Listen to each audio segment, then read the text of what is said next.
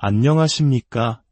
세상의 깊은 지혜와 영적인 이야기를 찾아 떠나는 여정에 함께해 주셔서 감사합니다.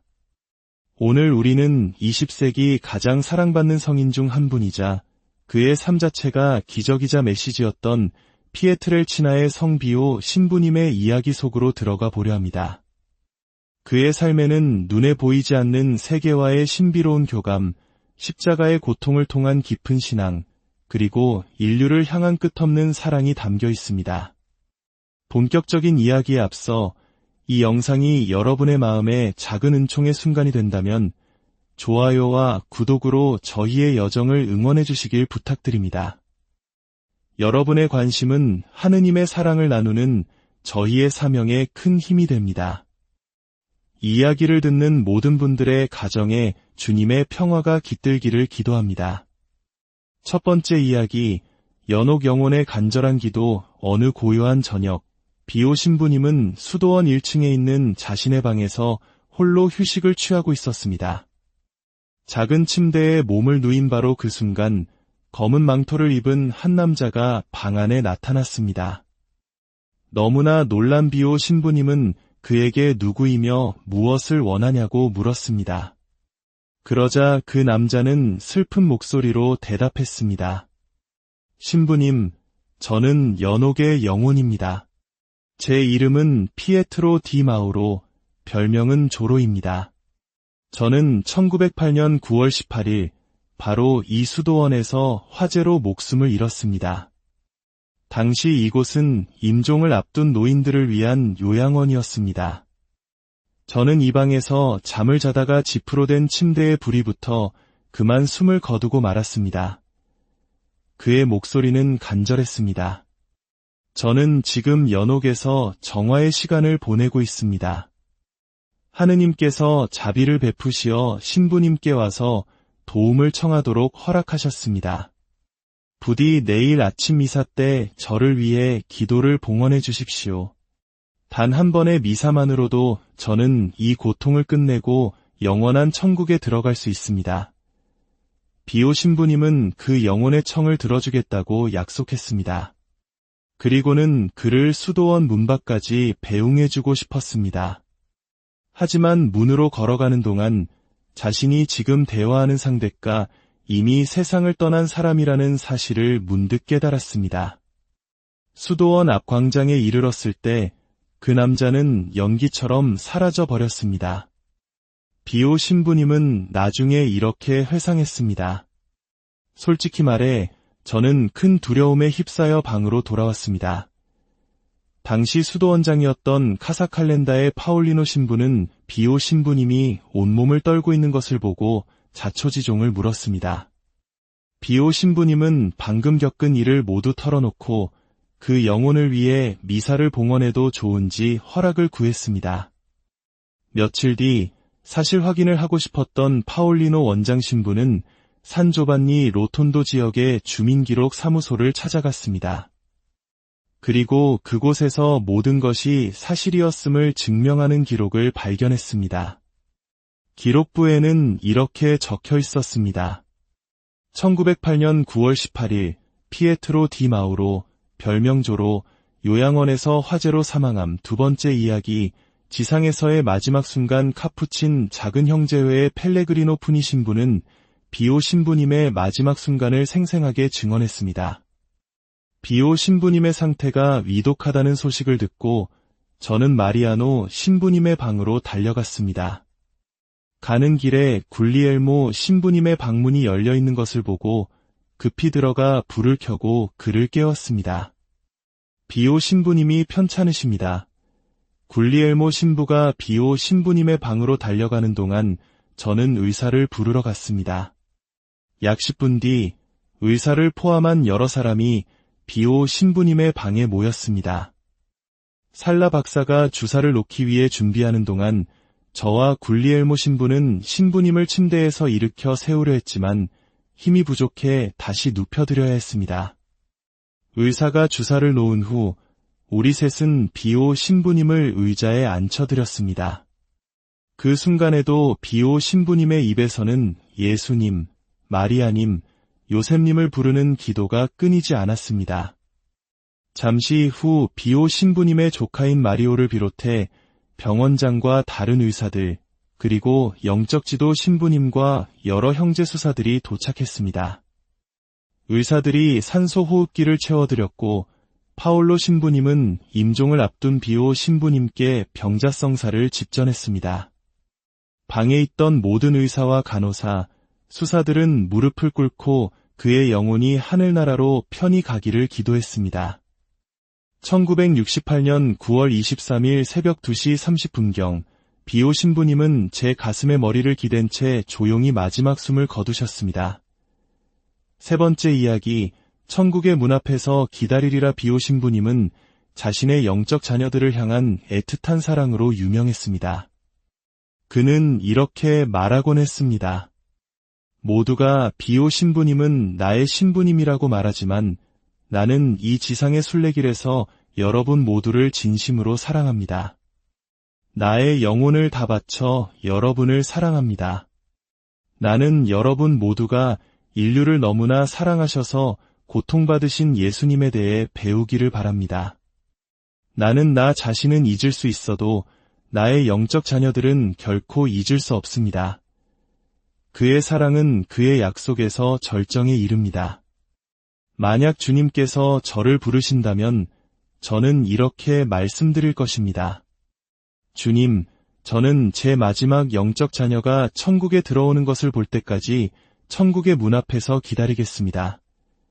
저는 더 많은 형제자매들을 주님께 인도하기 위해 기꺼이 고통을 겪었습니다.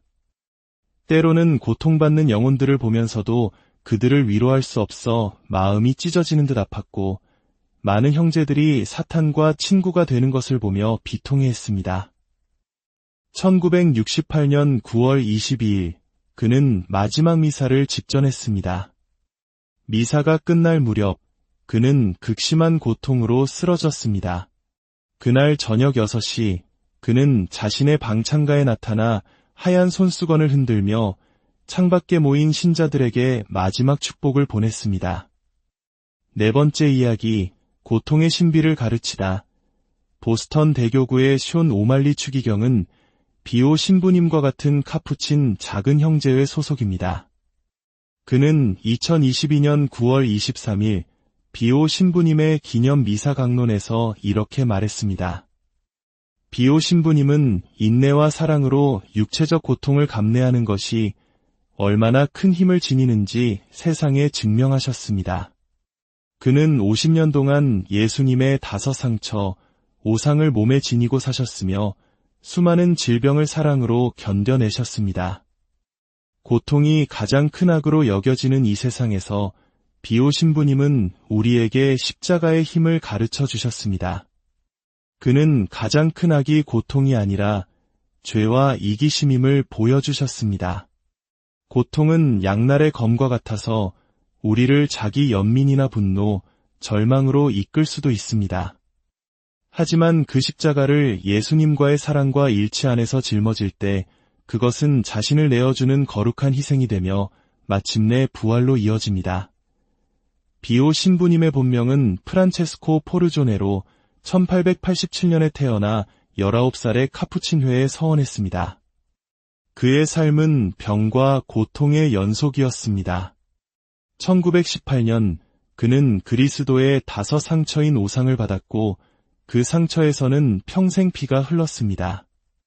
그는 육체적, 영적으로 고통받는 이들을 돌보기 위해 고통을 더는 집이라는 병원을 설립했습니다. 그의 사명은 자비의 사명이었습니다. 그는 고해성사와 이 병원을 통해 고통과 상처, 죄로 가득한 세상에 하느님의 자비로운 사랑을 증거했습니다.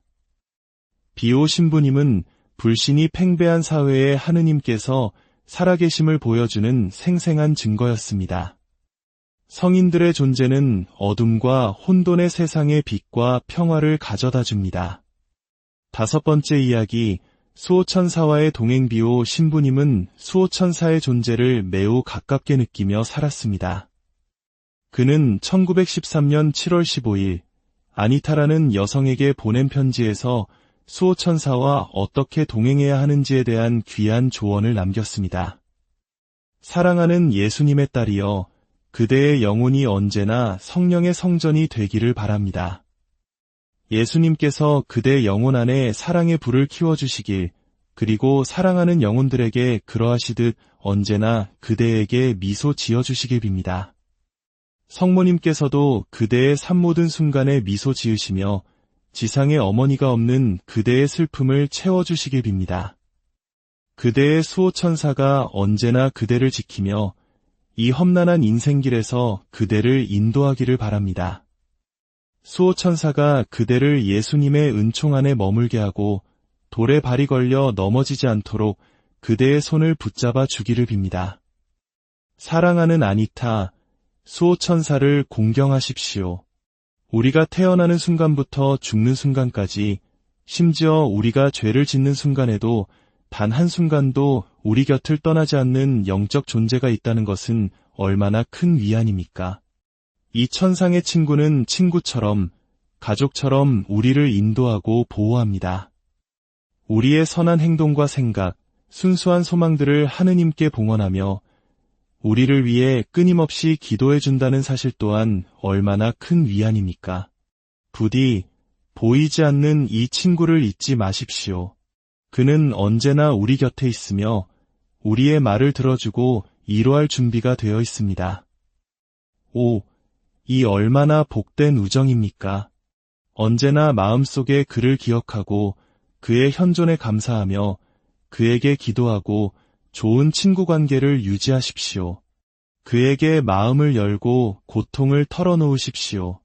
그가 얼마나 섬세하고 민감한 존재인지 알고 그의 순수한 시선을 불쾌하게 만들까 두려워하십시오. 고통의 순간에 그를 찾으십시오. 그러면 그의 유익한 도움을 체험하게 될 것입니다. 결코 나는 혼자다라고 말하지 마십시오. 원수와 싸울 때 혼자라고 말하지 마십시오. 마음을 터놓을 사람이 없다고 말하지 마십시오. 그것은 수호천사에게 매우 불공평한 일입니다. 6번째 이야기, 마지막 순간의 회개는 위험하다. 어느 날 비오 신부님은 한 부인과 이야기를 나누고 있었습니다. 그녀의 남편은 최근에 세상을 떠났는데 그는 아내와 2 어린 자녀를 버리고 다른 여자와 3년 동안 살았다고 합니다. 갑자기 암에 걸려 죽기 직전에야 아내의 간청으로 병자성사를 받았습니다. 부인은 간절한 눈빛으로 물었습니다. 신부님, 제 남편의 영혼은 지금 어디에 있나요? 비오 신부님은 그녀를 걱정스러운 눈빛으로 바라보며 그녀의 슬픔을 깊이 느끼는 듯 조용히 말했습니다. 당신 남편의 영혼은 영원한 벌을 받았습니다. 부인은 고개를 저으며 눈물을 쏟았습니다. 비오 신부님은 슬픈 목소리로 말을 이었습니다. 그는 마지막 성사를 받을 때 여러 중대한 죄를 숨겼습니다. 진정한 뉘우침도 죄를 끊으려는 결심도 없었습니다. 그는 세상의 쾌락을 끝까지 즐기다가 마지막 순간에 회개하여 구원받으려 했지만 하느님의 자비를 악용한 것입니다. 그에게는 더 이상 시간이 없었습니다. 신부님은 그녀가 떠나기 전까지 최선을 다해 위로했지만 한 영혼이 영원히 길을 잃었다는 사실에 온종일 마음 아파했습니다. 7번째 이야기, 삶을 위한 짧은 지혜들. 비오 신부님이 남긴 수많은 가르침 중 몇 가지를 마음에 새겨봅니다. 첫째, 사랑하지 않는 것은 하느님의 눈을 아프게 하는 것과 같습니다. 둘째, 사랑이 없는 것은 하느님께 대항하여 실패하는 것과 같습니다. 셋째, 진리와 정의의 바탕을 두지 않은 사랑은 진정한 사랑이 아닙니다. 넷째, 십자가의 무게가 당신을 넘어뜨리려 할 때 그것을 부러뜨리지 마십시오. 당신이 쓰러지면 주님의 능력이 당신을 붙들어 주실 것입니다. 다섯째, 악마가 우리 영혼에 들어오는 문은 오직 하나, 바로 우리의 자유의지뿐입니다. 다른 비밀 통로는 없습니다. 여섯째, 두려움은 악 그 자체보다 더 나쁜 것입니다. 일곱째, 기도는 우리가 가진 최고의 무기이며 하느님의 마음을 여는 열쇠입니다. 8번째 이야기, 창조물과의 교감. 비오 신부님의 수도원 정원에는 소나무를 비롯한 많은 나무들이 있었습니다. 여름 오후면 신부님은 시원한 나무 그늘 아래 앉아 친구나 방문객들과 담소를 나누곤 했습니다.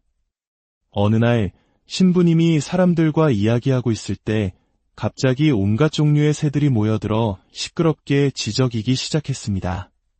까마귀, 참새할 거 없이 마치 오케스트라처럼 소란스러웠습니다.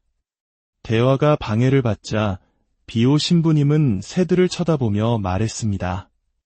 조용히 하거라. 그러자 놀랍게도 그 순간 모든 새들의 지저귐과 귀뚜라미 소리까지 일시에 멈추었습니다. 정원에 있던 모든 사람들은 이 광경을 보고 놀라움을 금치 못했습니다. 마치 아시시의 성 프란치스코처럼 비오 신부님도 자연 만물과 소통하는 능력이 있었던 것입니다. 오늘 우리는 성비오 신부님의 삶에 깃든 몇 가지 이야기를 나누었습니다. 그의 삶은 우리에게 고통 속에서도 희망을 잃지 않고 보이지 않는 세계에 대한 믿음을 굳건히 하며 무엇보다 사랑으로 살아가는 것이 얼마나 중요한지를 가르쳐줍니다. 성비오 신부님, 저희를 위하여 빌어주시어 저희가 살아있는 동안에는 은총 속에 머물고 죽은 후에는 천국에서 영원한 행복을 누리게 하소서. 이 이야기를 듣는 모든 분들의 삶과 가정에 하느님의 축복이 가득하기를 기도합니다.